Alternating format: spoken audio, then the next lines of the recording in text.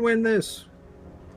Okie dokie. So I'm bringing a Kremlin, double Golly, Nevsky, Stalin, Marceau, and Shimakaze.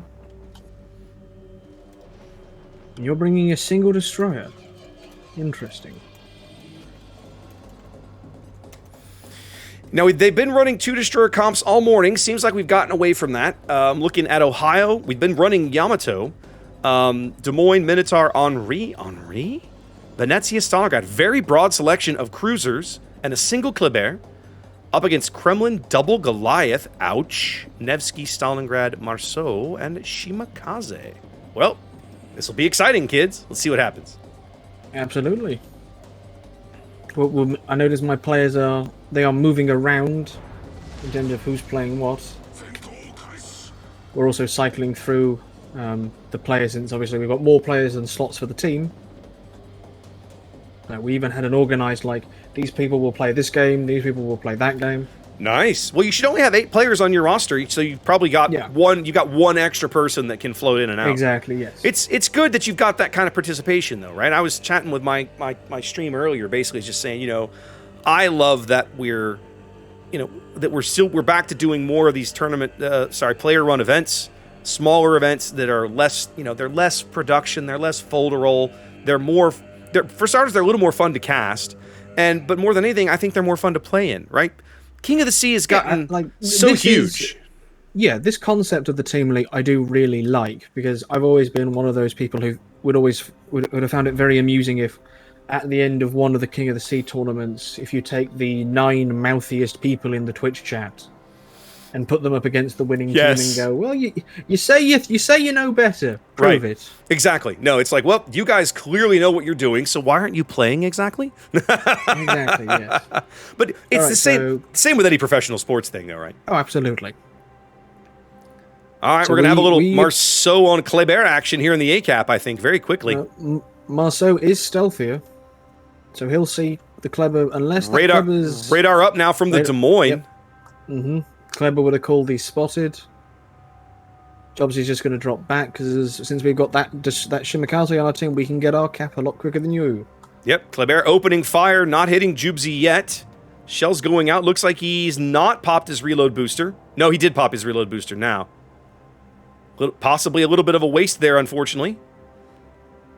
But they do succeed in driving him off the cap. Yeah. Like, Jobsy's an experienced destroyer player. He knows how to play the Marceau. So it's just a case of you've got to figure out how the enemy team like to shoot.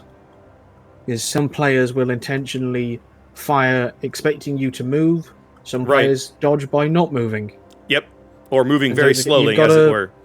You've got to risk a couple salvos to sort of figure out how the opponents like to shoot, how you like to dodge. Substitute one lane. Those Ohio shells go. The Goliath shells going on the. Oh, they're Ohio shells on the Goliath. Ooh, good solid hit. More torpedoes going out for Jubsy. Looks like he's going to be able to get in front of these. Yeah, he'll be fine. French destroyers versus torps is always. And he's also, judging by where the Kleber is, just at the extreme of the range. So he's going to try and sit in the cap now that the radar's down from the Des Moines, and see if he can pull the cap off out from under you. Do have to wonder if Addy is radar. He's very, very close to the Marceau. He's about to be spotted on the surface. He's not. Interesting. They're going to give up the A-cap early. Our Kleber is spotted now. Yeah, so I pity any cruiser or battleship that tries to push into a Nevsky and Goliath pair. Well, the Nevsky, along with you've got 2 radars now covering this cap, right? But at the same time, we've got a lot of firepower over there. I like Marin's. They know Marin's there now. I don't think they know Addy's where he is yet. Let's have a check. I think Addy just popped radar. They can see him. He did pop his radar. Because of that, the problem, like, Addy's in a very high risk, high reward ship. Like, if that Kremlin gets lucky, he's in trouble. Well, here come the shells. Let's see. Nope. Just missing him. Missed them all. Nevsky is Nevsky Turek is suffering from the focus hit. And Jobsy's taking a few hits, but overall is okay. The Stalingrads are playing tennis. Just shooting back and forth. Just lobbing HE balls at each other. Your serve. No, your serve. No, your serve. Oh, Jobsy's suffering a bit there. He's definitely been called as the focus. Des Moines, Ohio, they're all on him. Yep. Feels like my team's doing a much better job of focus fire. They struggled with this a little bit in game 1, where they had the opportunity to really focus out a French destroyer and just didn't have the angles they needed to do it. Like, I don't want to say correctly because that's the wrong word, but to execute it as well as they probably would have liked. Yeah, it's a skill that comes with much practice. Yes, right. I think a key thing. Once you get focus fire down, you're okay, but it takes a while to get used to it. Indeed. And understand that you've got to learn to spread out correctly and not all bunch up. Indeed. 5 minutes gone, and your boys over in what is it? Bin's Brigands. Yes, I love the name. Have a lead. They are working up about 120-point lead here on the strength of this A cap, but it feels like ahead on health. Feels like we've been trading a little better. Yes, and your Kleber is about to contest A.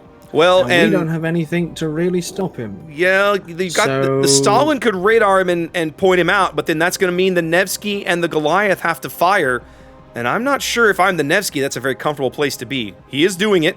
Radar's up, shells coming in. They've got to get the decap on him. It looks like they're trying to force the Stalin to back up into our Shimmer's torps, but I don't think the Stalin... Get some resets on him. Stalin's going to back that far.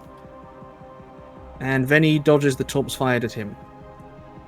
But our Goliath on the 9 line is slowly pushing up. He's slowly starting to put his presence in, and a Goliath versus a Veni is a fairly even fight. Arrays is doing really good work. Looks like he's weathered the radar storm for now. We are going to pick up A, and there we go. Cap advantage switches. We've managed to maintain our health advantage for the moment, but this other flank is looking a little rough. They've moved. You guys have moved the Marceau and the Kremlin around to take out Dyer. Yep, looks like we've come to the conclusion that you've got too much firepower at A for our guys to really contest. We're down on the health, so let's take out your Stalin. Let's take out your big, dangerous AP that isn't the battleship. Yep. And then we can move on the B cap with our Shimmer, because the Veni won't be able to spot him. Yeah, it My feels Goliath like Falcon takes a big hit. They're both down low. Yep. They need to rotate somebody back to provide some support for this flank. I'm kind of still waiting for them to do that. It looks like Arrays is going to do it. Now that we've got what amounts to 2 radars sitting on top of the A cap, they obviously feel pretty good about holding A at this stage. Yeah. I feel like maybe it's time to rotate. I mean, they're bringing the Kleber back already. It feels like maybe it's time to bring back the Ohio as well.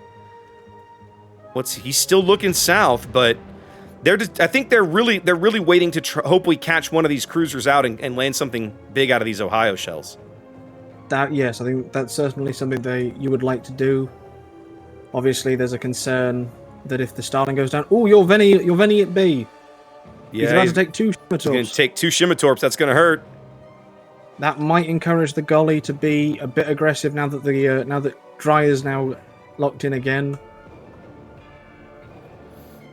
Only 60 points. Yep. Like, are we ideally in a perfect world, you'd get Jobsy to go dark to try and bait Dryer into radaring, so that the Shimmer can cap of his own volition. But it looks like our Shimmer is working on the principle that Dryer is going to die. He is going to go down. He's going.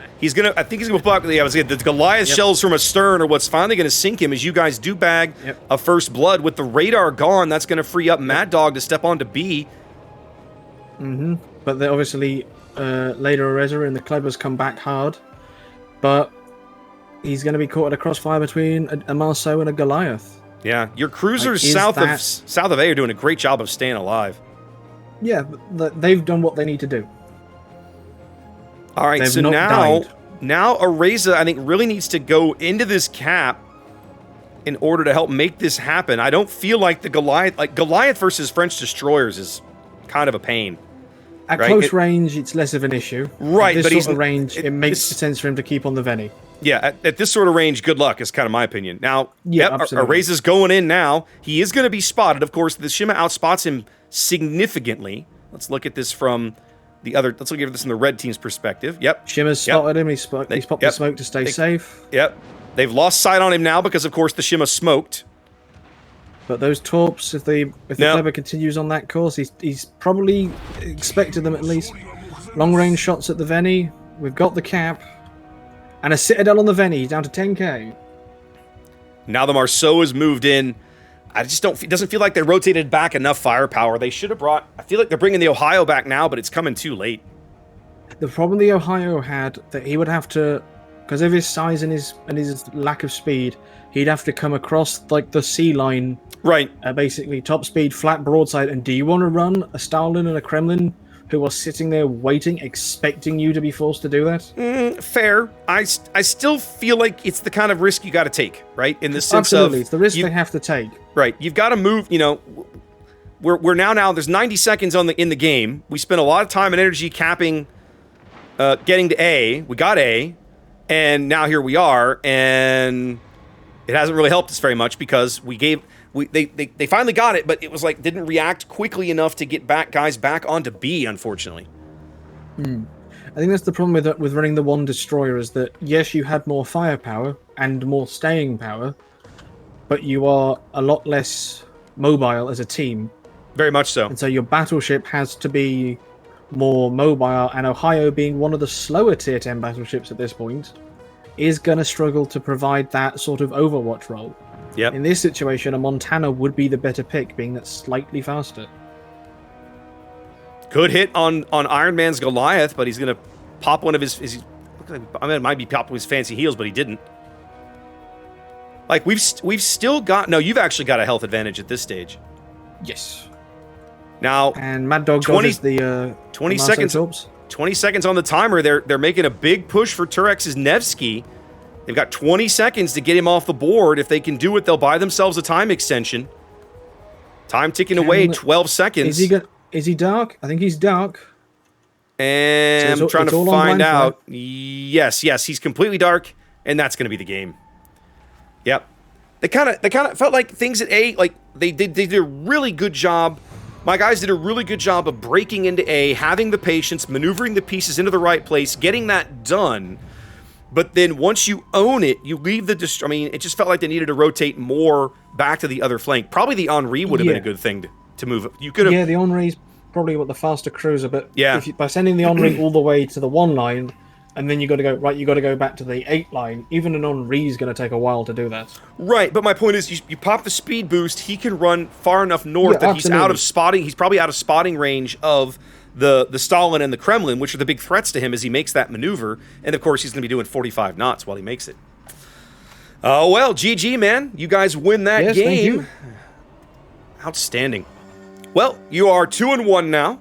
We have yet to win, and we'll have to go see how Flambast did, because that's who we're playing next. It might be, depending on how his game 3 went, we might both be 0-3. I've got Farazella next, so we'll see how that goes. Those guys are having a struggling day in terms of keeping their kind of like getting their team together, but they're playing really well, so you're going to have a good game with those guys.